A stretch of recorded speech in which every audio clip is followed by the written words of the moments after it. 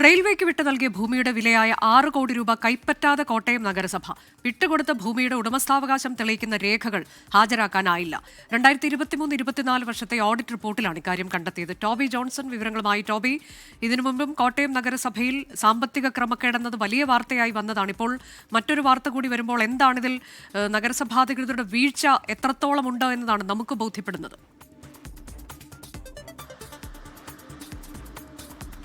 അനുജ, ഈ ഒരു സംഭവത്തിൽ നഗരസഭ ഇപ്പോഴത്തെ ഭരണസമിതിയെ പൂർണ്ണമായും കുറ്റം പറയാൻ പറ്റുമോ എന്നുള്ള കാര്യത്തിൽ ഒരു സംശയമുണ്ട്. കാരണം വർഷങ്ങളായിട്ട് ഭൂരേഖകൾ ഇവിടെ ഇല്ല എന്നുള്ള വിവരമാണ്. അതായത് ഈ മുളന്തുരുത്തി മുതൽ ചെങ്ങന്നൂർ വരെയുള്ള പാത ഇരട്ടിപ്പിക്കലായിരുന്നു റെയിൽവേ നടത്തിയിരുന്നത്.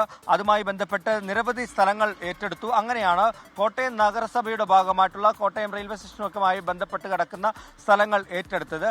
എന്നാൽ അത് സംബന്ധിച്ചുള്ള നഷ്ടപരിഹാര തുക ഏതാനും വർഷങ്ങൾക്ക് മുൻപ് അത് നൽകാൻ റെയിൽവേ തീരുമാനിക്കുന്നു. അങ്ങനെ ആ നഷ്ടപരിഹാര തുക കൈപ്പറ്റണമെന്ന് നഗരസഭയെ അറിയിക്കുമ്പോഴാണ് ഇതുമായി ബന്ധപ്പെട്ടിട്ടുള്ള രേഖകൾ ഇല്ല എന്ന് മനസ്സിലാക്കുന്നത്. അങ്ങനെ ഒരു പരിശോധന, ഒരു ഹിയറിംഗ് 2019 നടന്നിരുന്നു. അതിനുശേഷം ഇത് സംബന്ധിച്ചുള്ള ഒരു അന്വേഷണത്തിലേക്ക് നഗരസഭ കടക്കുന്നു. നഗരസഭ വിശദമായിട്ടുള്ള പരിശോധന ആർക്കിയോളജി വിഭാഗത്തോടൊക്കെ പരിശോധിക്കുമ്പോൾ ഇത് സംബന്ധിച്ച് ഒരു രേഖയും കണ്ടെത്താൻ സാധിക്കുന്നില്ല. 7 സർവേ നമ്പറുകളാണ് ഉണ്ടായിരുന്നത്. അതിൽ ഒരു സർവേ നമ്പറിന്റെ വിശദാംശങ്ങൾ, രേഖകൾ മാത്രമാണ് നഗരസഭയ്ക്ക് കണ്ടെത്താനായത്.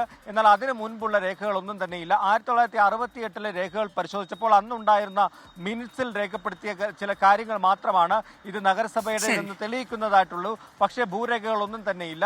അത് വലിയൊരു തിരിച്ചടിയായിട്ടുണ്ട് നഗരസഭയ്ക്ക്. എന്തായാലും ഇത് കണ്ടെത്തി എത്രയും വേഗം കോടതിയിൽ സമർപ്പിച്ചെങ്കിൽ മാത്രമേ ഈ 6,67,00,000 രൂപ നഗരസഭയ്ക്ക് ലഭിക്കുകയുള്ളൂ. ശരി, റെയിൽവേക്ക് വിട്ടു നൽകിയ ഭൂമിയുടെ വിലയായ 6 കോടി രൂപ കൈപ്പറ്റാൻ ഇതുവരെ കോട്ടയം നഗരസഭയ്ക്ക് കഴിഞ്ഞിട്ടില്ല. ഉടമസ്ഥാവകാശം തെളിയിക്കുന്ന രേഖ ഹാജരാക്കാത്തതുകൊണ്ടാണിത് 2023-24 വർഷത്തെ ഓഡിറ്റ് റിപ്പോർട്ടിൽ നിന്ന് ഇക്കാര്യം കണ്ടെത്തിയത്.